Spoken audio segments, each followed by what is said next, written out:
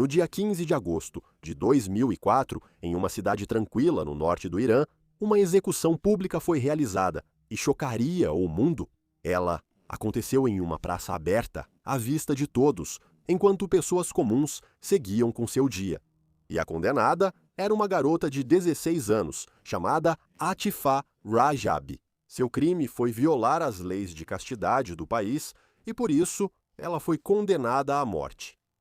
No vídeo de hoje, vamos analisar a vida e a morte de Atifah e a justificativa perturbadora para sua execução.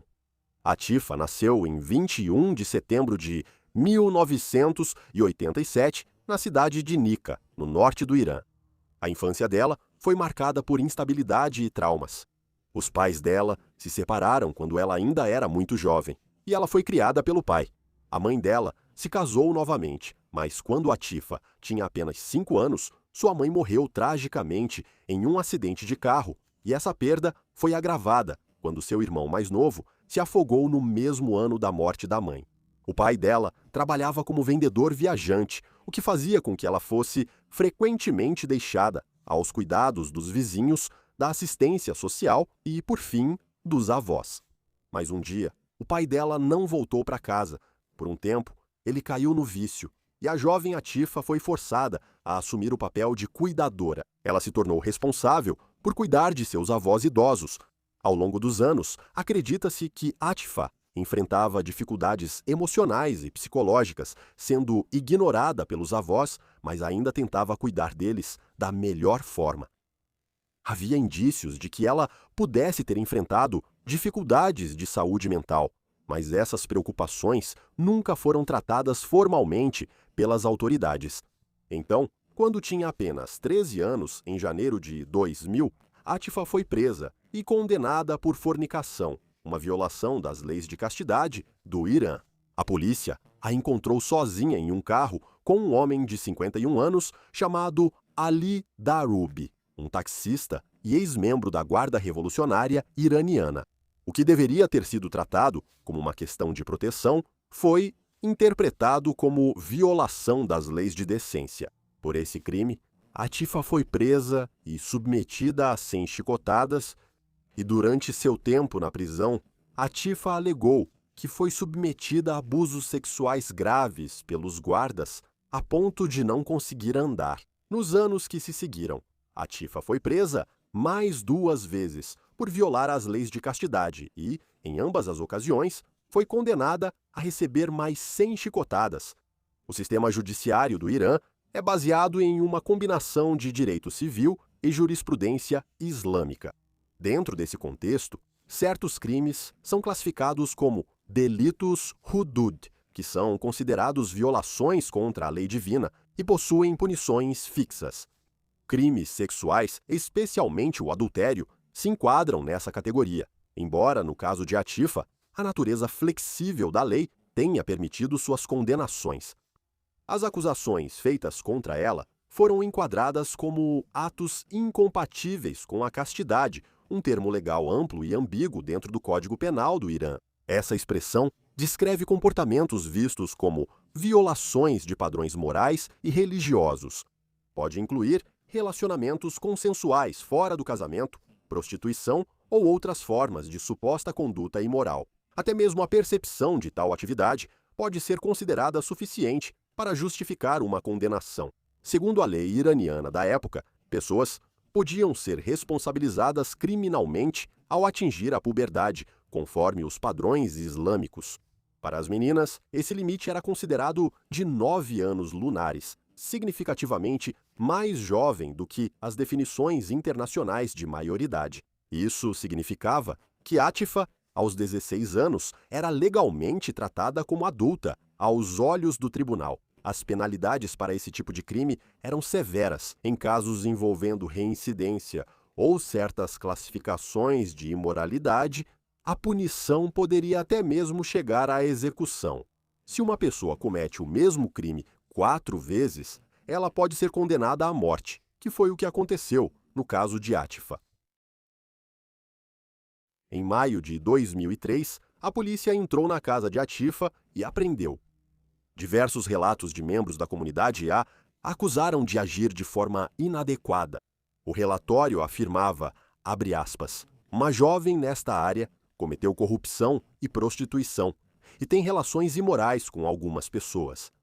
Mas nenhum desses relatos foi assinado por membros do público, apenas por membros da polícia e das autoridades. O avô de Atifa também havia reclamado do comportamento da neta. Essas reclamações juntas foram suficientes para que ela fosse presa pela 4ª vez. Desde o início, as acusações feitas contra ela foram formuladas em termos morais e religiosos e não estritamente criminais. Ela foi acusada de cometer repetidos atos incompatíveis com a castidade, algo que não exigia o mesmo nível de precisão de provas esperado em muitos outros sistemas jurídicos ao redor do mundo.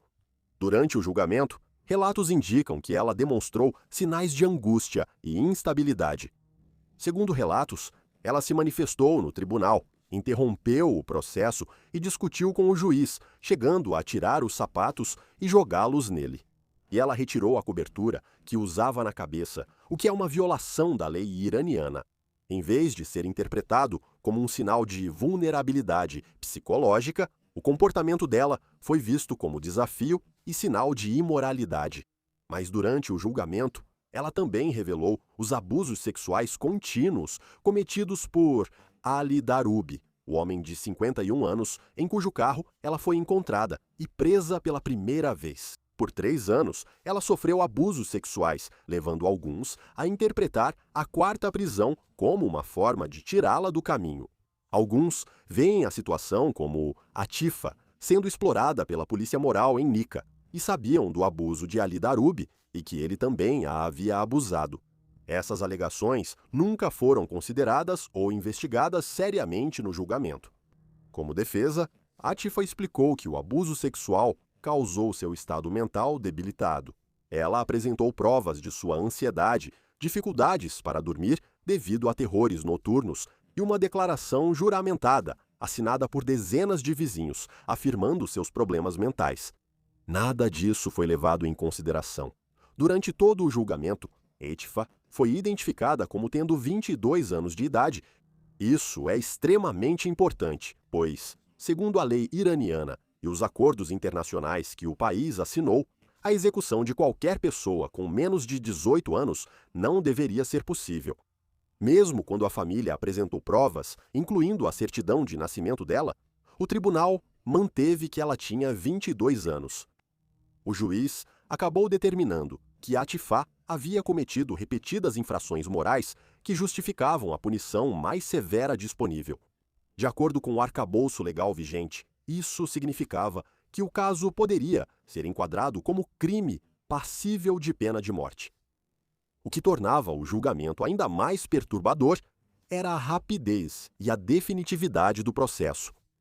Não houve deliberação prolongada nem processo de apelação, e a passagem da condenação para a execução foi rápida. No dia 15 de agosto de 2004, Atifa foi levada a uma praça pública em Nika. O método de execução escolhido foi o enforcamento, realizado com o uso de um guindaste, uma prática que tem sido utilizada no Irã para execuções públicas.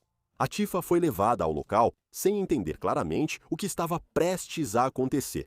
Em determinado momento, Atifa aparentemente acreditou que estava sendo submetida a uma punição menor como o açoitamento, e seus familiares nem sequer haviam sido informados sobre o horário e o local da execução. Quando a realidade ficou clara, seu comportamento se tornou cada vez mais frenético. Ela gritou, chorou e tentou se defender. Mas então, o laço da forca foi colocado em volta do pescoço dela. Suas últimas palavras foram: "Me perdoem." Pouco depois, o guindaste ergueu seu corpo no ar. Ao contrário das execuções controladas, projetadas para causar uma morte rápida, esse método resultou em um processo prolongado e visível. Atifa lutou enquanto estava suspensa e testemunhas relataram que demorou bastante até que ela finalmente morresse. A notícia da execução de Atifa não chegou imediatamente à comunidade internacional. Só depois que organizações de direitos humanos começaram a investigar o caso é que os detalhes começaram a surgir. Quando a história se tornou pública, provocou indignação em todo o mundo. Organizações como a Anistia Internacional condenaram a execução, destacando o fato de que Atifa era menor de idade na época de sua morte. Essas organizações também destacaram o abuso sistemático de mulheres nas prisões iranianas. É frequentemente usado como uma ferramenta de tortura, humilhação e uma forma de extrair confissões de detentas, especialmente prisioneiras políticas e manifestantes. De acordo com o direito internacional, incluindo tratados dos quais o Irã é signatário, a execução de indivíduos por crimes cometidos com menos de 18 anos é estritamente proibida. Atifa nunca teve um julgamento justo, sua saúde mental foi ignorada e ela era a vítima, não a criminosa. Mas as autoridades defenderam a sentença como uma aplicação legal do sistema judiciário do país. Eles alegaram que Atifa havia cometido repetidas infrações morais e que a punição era justificada. A execução de Atifa continua sendo um dos exemplos mais perturbadores de pena de morte na história moderna. Ela cresceu sem qualquer estabilidade, foi abusada por homens em posições de poder e foi desamparada por um sistema legal que priorizava a punição em vez da proteção.